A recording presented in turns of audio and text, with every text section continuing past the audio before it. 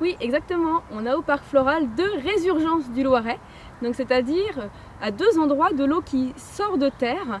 C'est de l'eau de la Loire qui va à 40 km sous terre et qui ressort au parc floral. Donc elle ressurgit au parc. C'est le Bouillon, la résurgence principale, et la seconde, c'est l'Abîme.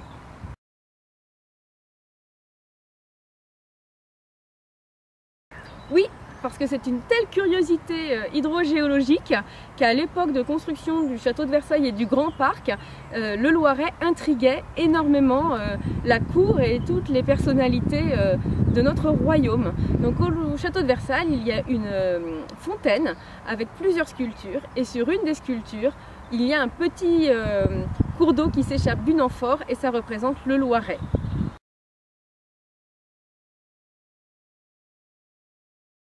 Dans la serre aux papillons du parc, on a une température toute la saison, qu'il fasse beau ou mauvais, qui va de 25 à 28 degrés environ.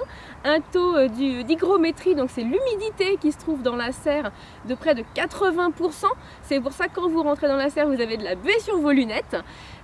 C'est un endroit tropical, puisqu'on a dans cette serre des plantes exotiques, mais aussi des papillons exotiques qui viennent du monde entier, principalement d'Amérique du Sud et d'Asie.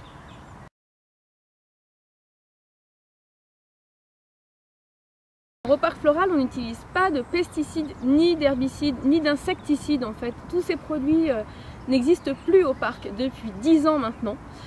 C'est un parc dans lequel on peut aller sur les pelouses en toute sécurité. Il n'y a aucune crainte à avoir parce qu'en fait, on a une démarche de préservation de l'environnement.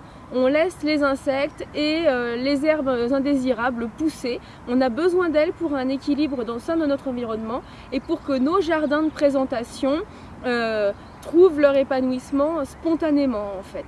On a besoin d'avoir des espaces naturels pour avoir des coccinelles et des abeilles qui vont venir butiner, qui vont venir manger les pucerons.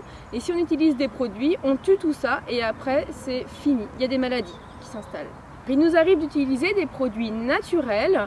Par exemple, on peut utiliser dans ces produits naturels des décoctions de plantes ou alors des associations de plantes. Mais c'est vraiment des usages très ponctuels et très ciblés. On pratique de manière préférentielle la protection biologique intégrée, c'est-à-dire qu'avant de lutter contre les maladies ou les insectes, on protège en amont les plantes par un équilibre écologique. Et il n'y a plus besoin d'utiliser de traitement quand on a cet équilibre-là.